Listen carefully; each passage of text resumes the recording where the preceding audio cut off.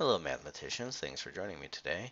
What we have planned for today is we're going to work through the homework problems from the mappings chapter. Alright, so for our first problem what we have is we have a mapping from A to B. So here's A, here's B, and so they give us the function defined as an ordered pair of A cross B. And so what it says is that I have the ordered pair A2, so that means A maps to 2. I also have the ordered pair B3, so B maps to 3. C maps to 4, and D maps to 5. So let's think about, well, what is the domain? Well, the domain is A, which is the set A, B, C, D. So the domain of F is just A, or A, B, C, D, because those are all the things that get mapped to something. What is the codomain? Well, the codomain is B, so 2, 3, 4, 5, 6. But it also asks for the range. And so the range is all the things that actually get mapped to. So 2 gets mapped to, 3 gets mapped to, 4 gets mapped to, 5 gets mapped to. But notice nothing goes to 6. So our range is just going to be 2, 3, 4, 5. It asks, what is f of b? Well, f of b is 3, f of d is 5. So we've answered that first one. Alright, now what we want to do is we want to find all the mappings from A to B, where A is the set ABC and B is the set 0, 1. And so we can use diagrams to do this. I'm not going to be able to list all 8 at the board just because it's too much room for the board, but the idea is just what are all possibilities for mappings, and I want to think about, well, what can happen is A can either go to 0 or 1. Each of those is going to give me a different choice, so let's suppose A goes to 0. B can go to 0 or 1, so for this one, we'll suppose B equals 0. C can go to 0 to 1, so let's C equals 0. So this would be one mapping defined by A, B, and C all go to 0. If we have made any other choice along the way, we get A to 0, B to 0, C to 1. A to 0, B to 1, C to 0, A to 0, B to 1, C to 1. And basically we just follow through all of those options, and if you list them all out properly, you'll indeed find 8 distinct ones. Again, I'm not going to list all of them up there, but that's the process you would go to find all 8 of those mappings. Alright, so now we're looking at the function which maps x to 4x plus 5.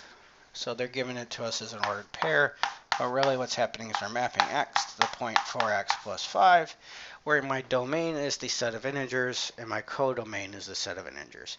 So I'm mapping integers to integers.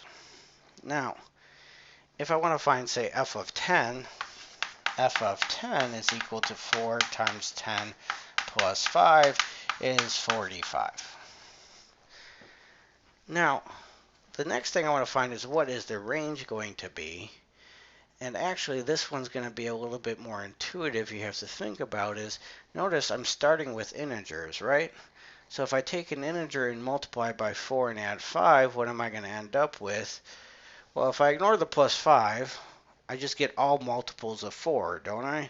So I get 0, 4, 8, and so on.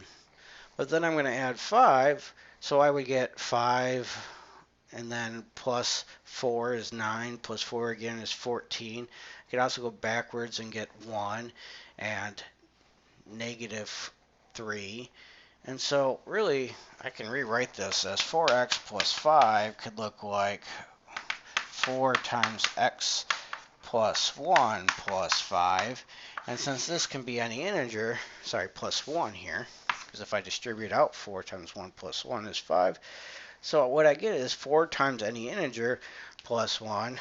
So my range is going to be the set of all the things of the form 4 times, let's say, z, just use a different letter, plus 1, such that z is an integer. So what is that? This is a set of all z, such that z is congruent to 1 mod 4. So I don't actually get out all integers. In particular, I can't get out 0, because 5 plus 4 times an integer is never 0. But what I do get out are all the things that are congruent to 1 mod 4. And again, here we had to think about that. We didn't just jump in and say that's what it was. Oh, well, we're taking 4 times anything, adding 5. Well, we could have just as easily have added 1, so we get all the things that are congruent to 1 mod 4. All right, so next we're given a potential mapping, which is written as a set. So it's the ordered pairs x comma y such that they satisfy the equation x plus 3y is equal to 4. So we want to determine, is this a mapping from z to z? Well, what that would mean is that for each x, there's exactly one y. So I want to think about, for all the x's, am I going to get out one y? And so to do that, I'm going to start with x plus 3y is equal to 4. And I'm actually going to find y in terms of x. So I get 3y is equal to 4 minus x. So y is equal to 4 minus x over 3. So now what that's really saying is that for each x I want one y. So for every integer, is 4 minus x divided by 3 well defined as an integer? That is, do we get out one and only one answer? Well, notice that if I plug in x equals 3, so x equals 3, I'd get the point 3. 4 minus 3 is 1. However, is 1/3 an integer? Well, no, it is not. So this would not be an element of f, because f is of the form where it's in the set z cross z. Since this is not in z cross z, that would not be an f. So if we try to find an element of f with x equals 3, we get no such element. Therefore, this is not a well-defined mapping because there exists an x such that f of x is not defined. So now we're given another mapping as a set. We want to make sure that it actually is a mapping. So if we're really careful about the notation here, we have an ordered pair where the first entry is an ordered pair and the second entry is an ordered triple. And so what our theta does here is we actually get theta of xy is equal to, I'm going to get 3y comma 2x comma x plus y. So what I do is I take my x comma y and I'll map it to 3y, 2x, x plus y. And I want to think, is this a well-defined mapping? Well, if I pick an x and a y, these are well-defined. Well, 3 times y is well-defined. I only get out one answer. 2 times x, that's only one answer. X plus y is only one answer. So for each ordered pair, I get out exactly one ordered triplet. So this is a well-defined mapping. And so as a mapping, what this would be is, well, what would the domain look like and what would the range look like? Well, since x and y can be any real number, this is going to be a mapping from r squared to r cubed. Because this is a real number, this is a real number, this is real, and this is real. So we're going to start off in r squared and we're going to end up in r cubed. And it will indeed be a well-defined mapping. What is the domain? Well, the domain is r squared. Now, if you want to be more precise about the range, you should say, what are all possible outputs? And so it would be all the things of the form 3y, 2x, and x plus y. And so I'm supposed to be more detailed about exactly what that would look like, because it's not going to be all of r cubed. I'm just going to say, well, the range is going to be some subset of r cubed, where it would be any element that can be written in that form. If you want to be more precise, that's things you would do in, say, linear algebra. So continue to take math classes, spend some time in linear, and you'll go through how to precisely define what that range is going to be. All right, so now we're going to have a mapping from z to z cross z given by f of n is mapped to 2n comma n plus 3, so the ordered pair of the form 2n and n plus 3. I'm going to write that up here just to have an n maps to 2n, n plus 3. Notice that this is well defined because for each n I get out, each integer n, I get out an integer and an integer, so I get an ordered pair in z cross z, so this is a mapping. However, what we want to determine is this injective, or which is just one-to-one, or is it surjective, which is onto? So if this is one-to-one, we want to show that each n goes to the same thing. Or sorry, if two things go to the same thing, they had to start at the same point. If we want to show it's onto, we have to show that everything gets mapped to from somewhere. So, in that case, what we have is something along the lines of, well, let's show one-to-one as let 2n1 comma n1 plus 3 be equal to 2n2 and 2 plus 3. And now either we're going to be able to show that n1 is equal to n2, which means that it is 1-to-1, or we should be able to find a counterexample to show when that's not the case. Well, if I look at this in particular, because this is an ordered pair, that means each entry is the same, so that means 2n1 is equal to 2n2. Therefore, n1 is equal to n2. So what we have is, if the image of n1 is equal to the image of n2, n1 is equal to n2. Therefore, this has to be a 1-to-1 mapping. On the other hand, for onto, we want to say, well, let's suppose we have anything in z cross z. So let's have yz and z cross z. Then I have to show there exists an n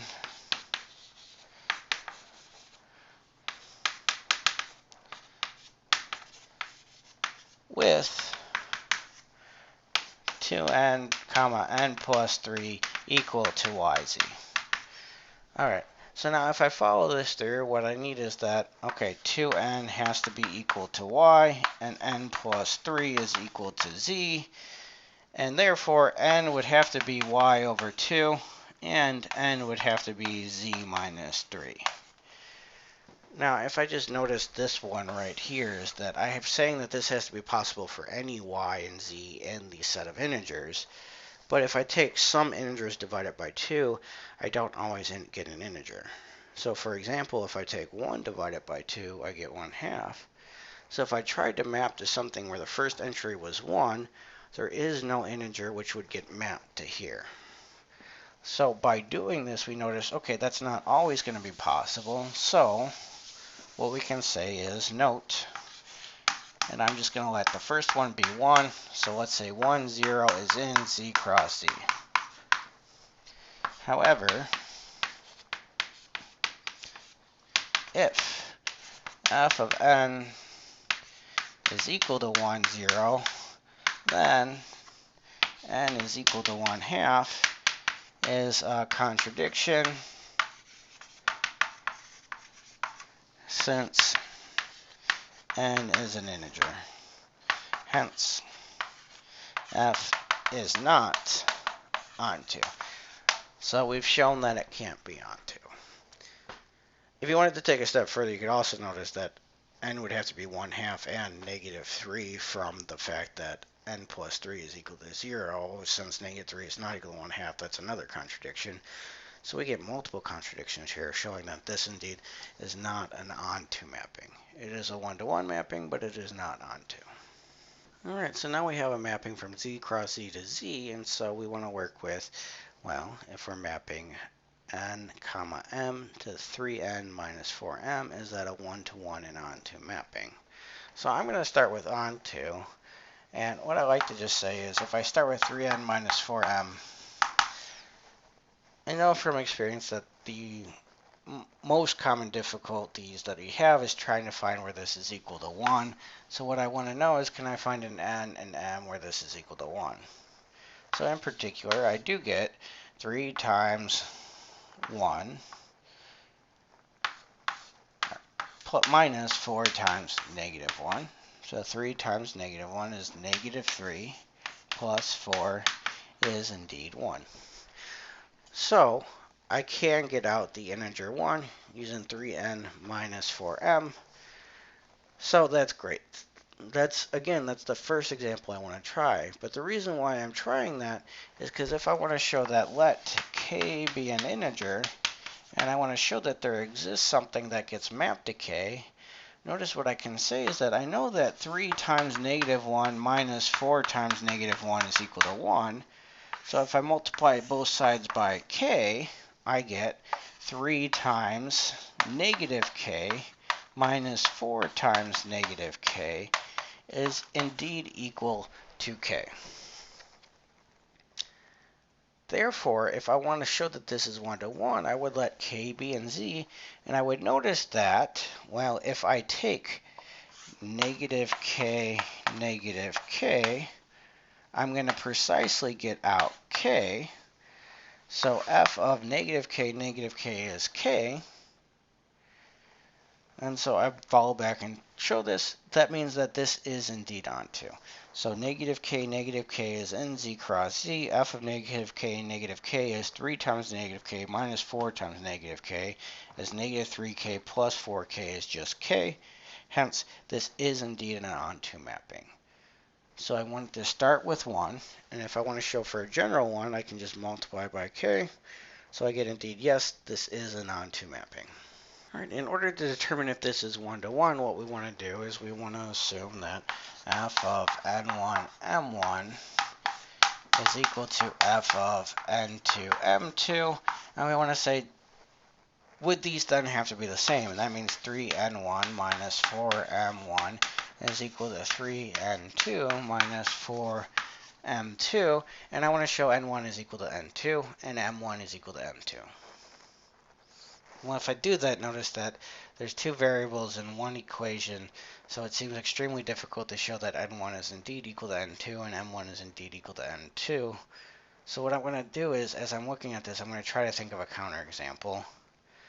So maybe I'll just start plugging numbers in. So let's just take 3 times 2 minus 4 times 1.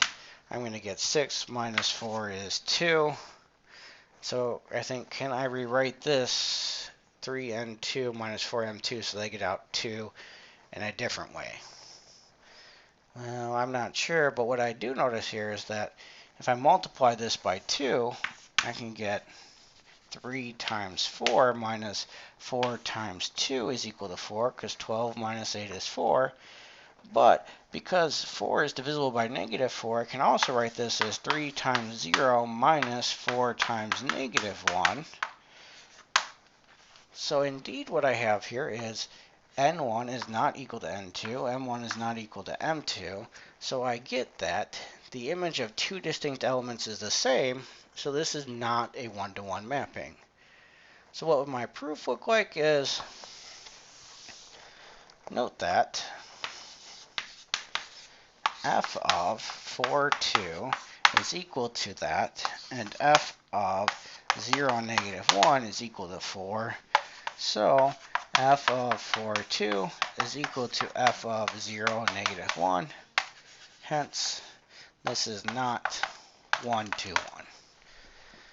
So this one did just take some playing around. We tried to show that it was 1 to 1, but we ran into a lot of difficulties. So then we tried some counterexamples.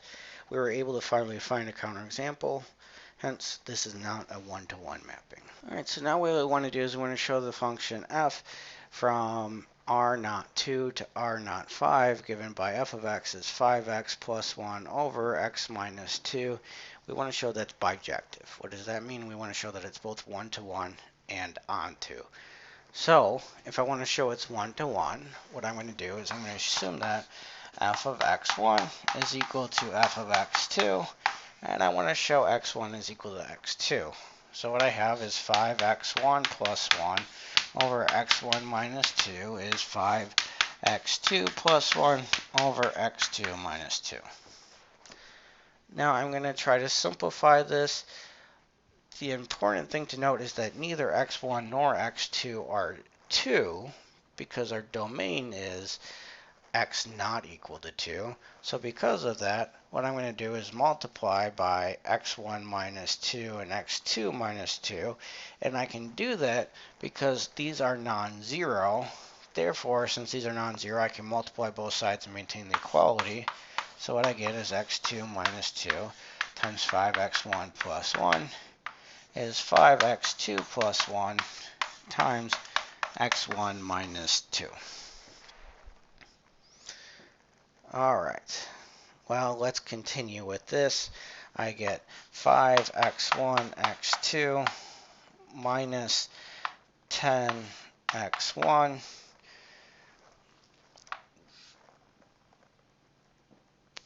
plus x2 minus 2 is equal to 5x2, x1 minus 10x2, x1 plus x1 minus 2. So all I'm doing is distributing this times this times this, then this times this, and this times this this times this times this, and then these two times each other. And so I end up with something that looks like that. Now, if I do some arithmetic, what I notice is these cancel, and the 2's cancel, and there should be an x2 here, I apologize. But what I get is that those all do cancel, and so what I'm left with is just x2 is equal to x1. Therefore, algebraically, I got if this was equal to this, assuming that these were not 2, then x2 had to be equal to x1.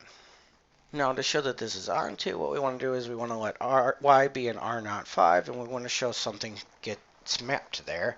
So how we show that is we find that. So we say y is 5x plus 1 over x minus 2, and I'm going to solve for x in terms of y so that I know what x should be. Well, y, I multiply out both sides by x minus 2. And again, that's important that x can't be 2 because 2 is not in my domain. But I have, okay, y times x minus 2 is 5x plus 1. Again, I'm trying to solve for x in terms of y. So I'm going to distribute. I get yx minus 2y is 5x plus 1. I'm going to move the x over and the y over. So I get yx minus 5x is equal to 1 plus 2y. Here I can factor out an x, so I get x times y minus 5 is equal to 1 plus 2y. Now the last thing to note is that y is not equal to 5, hence x is equal to 1 plus 2y over y minus 5. Now if y could be 5, I can't divide by 0, so I can't divide, but since y is not 5, I can divide by y minus 5. And so I'm going to look at, well, if y is a real number, then x is 1 plus 2 times a real number, divided by y minus 5 is a real number, and a non-zero real number. So this indeed is a real number. So what I would say here is, as my proof, I would say, note, x is equal to this is in the set of real numbers, and then going backwards for my arithmetic, y would be equal to 5x plus 1. So therefore, the mapping of this f of x would be y. Or to put that out a little bit more explicitly, I would say note that f of x is equal to f of 1 plus 2y over y minus 5 is equal to 5 times 1 plus 2y over y minus 5 plus 1 all over 1 plus 2y over y minus 5 minus 2. And if I go through and simplify, I will end up indeed getting that out, but I'm going to leave that algebra for you to do. Right, now we're looking at a composition of functions. So we have f defined as a set of ordered pairs, and g defined as a set of ordered pairs, and I want to find g of f and f of g. So what I'm going to do is just start off with, well, I have A, B, C is mapped to A, B, C, and A, B, C. So if I want to find g of f, I'm going to first map under f, and then I'm going to map under g. So if I look at f, f maps A to C, it maps B to C and C to C, and then g maps A to A, B to B, and C to A. So if I'm going to find g of f, I'm going to say, well, where does A go? Well, A goes to C goes to A, so A ends up at A. Where does B go? Well, B goes to C goes to A, so B goes to A. Where does C go? Well, C goes to C goes to A, so C goes to A. So g of f would be the set of ordered pairs AA, BA, CA. On the other hand, f of g is going to be equal to, well, I'm going to start over, and that means, since I'm finding f of g, I'm going to find g, and then f, and I'm going to find the composition there. So if I look at g, g maps A to A, B to B, and C to A, and then f maps A to C, B to C, C to C. So f of g is going to map a to, well, a goes to c. B goes to C, so B ends up at C. C goes to A goes to C, so C ends up at C. And so f of g is AC, BC, CC. So we found both g of f and f of g.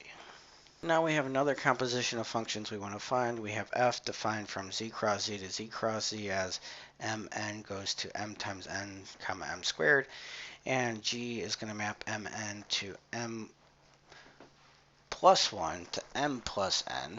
And so what I want to find is the composition of those.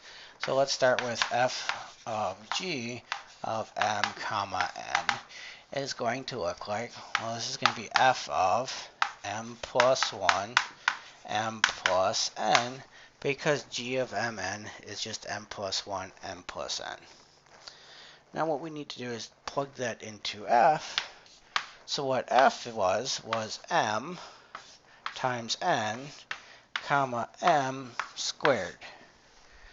So m was our first letter, so we're going to take m is m plus 1, so we're plugging that in for m. We're plugging this one in for n, so we get m plus n.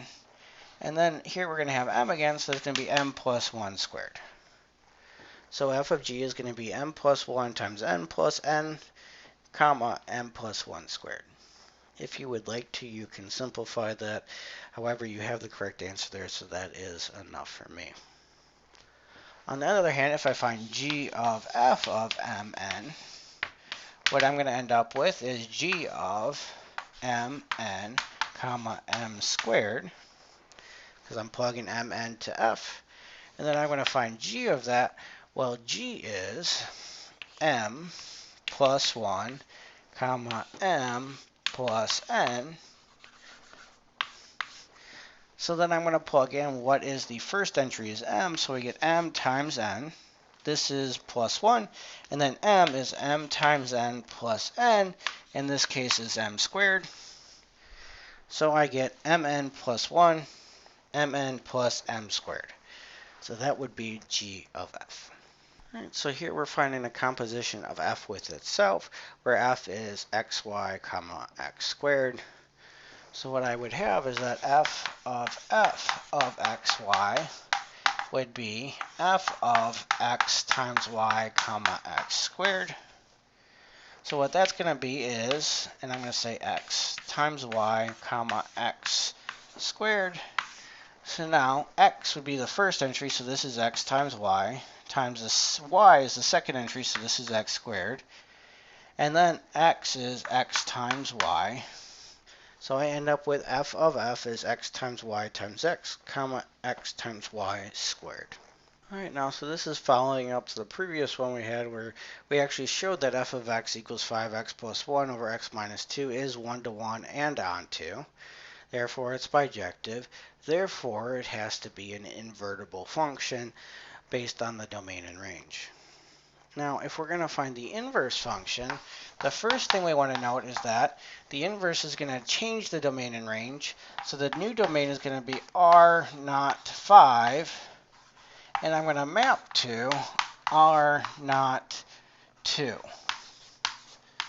So r minus 5, r minus 2. So the inverse is going to map what was the codomain to, or what was the range to the domain, and it's going to switch domain and range. Now, we know it's invertible because we already proved that. Otherwise, we should go through and check to make sure. But what we're going to do now is say, okay, if y is 5x plus 1 over x minus 2, if I want to find the inverse, I'm just going to solve for x in terms of y. And so you saw that we actually did that when we're running through showing that it was onto.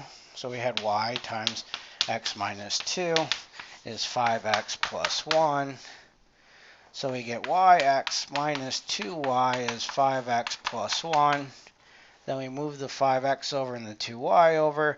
And so we get yx minus 5x is equal to 1 plus 2y.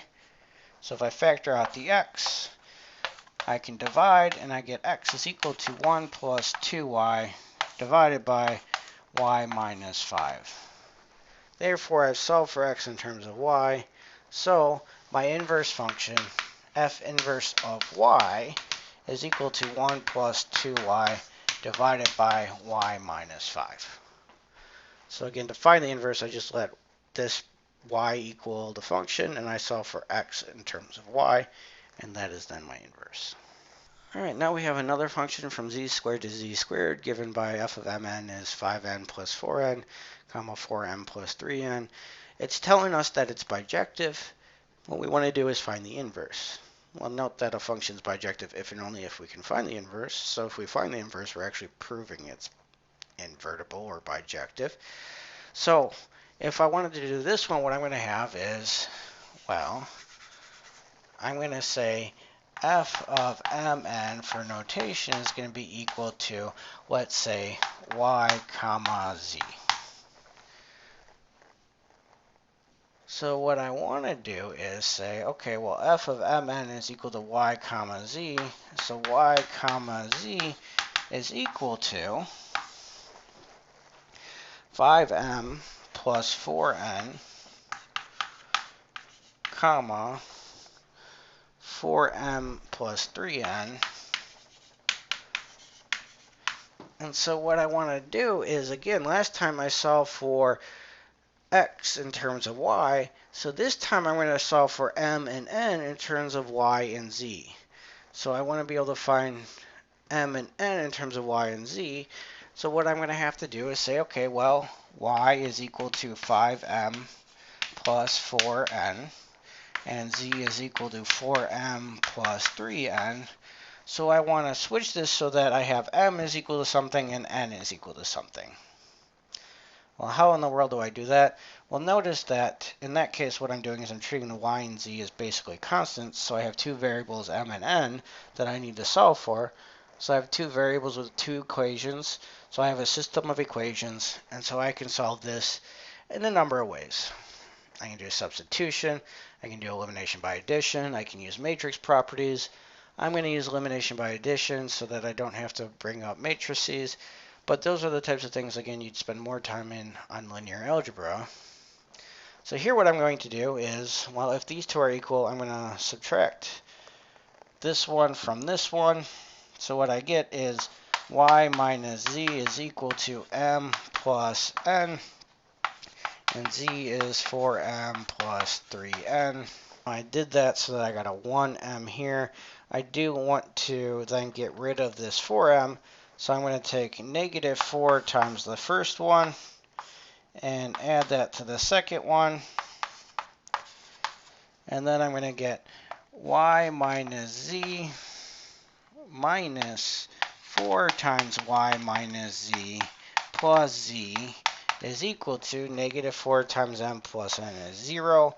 Negative 4 times n plus 3n is negative n. So I'm clearly going to need more room.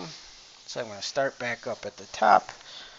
So if I write this back out, I get y minus z is m plus n, and negative 4y plus 4z plus z is negative 4y plus 5z is negative n. Well, this one I'm going to multiply by negative 1, so I'm going to get y minus z is m plus n is equal to 4y minus 5z is equal to n. And then lastly, I want to get rid of this n, so I'm going to subtract this one from this one. So I get y minus 4y is negative 3y. Negative z minus negative 5z is 4z is equal to m, and 4y minus 5z is equal to n. Now notice that I have m and n solved for in terms of y and z, so that will give me my inverse function. And so what I'm going to say is that f inverse of yz is going to be equal to negative 3y plus 4z, comma, 4y minus 5z. So this will be the inverse of my original f. Since this is a well-defined mapping on z cross z, and they're inverses of each other, that means that, yes, f was indeed invertible. Therefore, it'd be 1 to 1 and onto. All right, so here what we have is f is given a mapping from a set to a set, and we're given that as a subset of the two sets of A cross B. And what I want to know is I want to find f of, say, 1, 2, 3. So what that means is I want to find the image of the set 1, 2, 3. So this is just all the things that I get mapped to under 1, 2, and 3. Well, notice 1 is mapped to 3, so 3 is in there. 2 is mapped to 8, so 8 is in there. 3 is mapped to 3, so 3 is in there. So notice that I don't need to write 3 twice because it's a set. So the image of 1, 2, 3 is just 3, 8. If we do the same thing for f of 4, 5, 6, or 4, 5, 6, 7, actually it asks for, what I get is, well, 4 is mapped to 1, 5 is mapped to 2, 6 is mapped to 4, and 7 is mapped to 6. So I get the set, well, the image of 4, 5, 6, 7 is 1, 2, 4, 6. All right, the next thing they want to know is, what is f of the empty set? Well, if we take nothing, it gets mapped nowhere, so the image of the empty set is just the empty set. Now, what is f inverse of 0, 5, 9? Now notice when I write this as a set, I'm not stating that f inverse is actually a function. I'm just saying find the preimage. So find the things that got mapped to 0, 5, and 9. So I'm actually going to read it backwards, and I'm going to say, well, what gets mapped to 0 is nothing.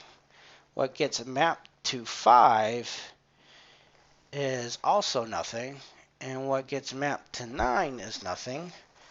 So since I didn't get anything, I'm going to say the preimage of 0, 5, 9 is the empty set. If anything had gotten mapped to 0, I'd put it in there, or 5 or 9, but nothing got mapped to those points, so we'd say the preimage of that set is the empty set, because nothing gets mapped there. All right, and if we find the preimage of 0, 3, 5, 9, notice we already decided nothing got mapped to 0, 5, 9, so that means we just have to find the things that get mapped to 3. Well, the things that got mapped to 3 were both 1 and 3, so the preimage here would be the set 1, 3, because 1 gets mapped to 3 and 3 gets mapped to 3. So I'm looking at the next one, and given an f from a to b with the subset y of b, is it always true that f of f inverse of y is equal to y? If or if not, give a counterexample or prove it. And so I have my work up from the last one, because I'm actually just going to use my work from the last one. Is notice that, well, what I have here is things like f, the preimage of a set, the image of a set. And so actually, if I look at the preimage of this set as the empty set, f of the empty set is the empty set. So actually, we already have an counterexample. So that is f of f inverse of 0, 5, 9 is equal to the empty set. Since the empty set is not equal to 0, 5, 9, we have a case where f of inverse of y is not equal to y. So we've already had an example where we had a counterexample. So we should know that in general that's not always true. And so that would be my proof. Thanks for joining me, and I hope that helped you with your homework.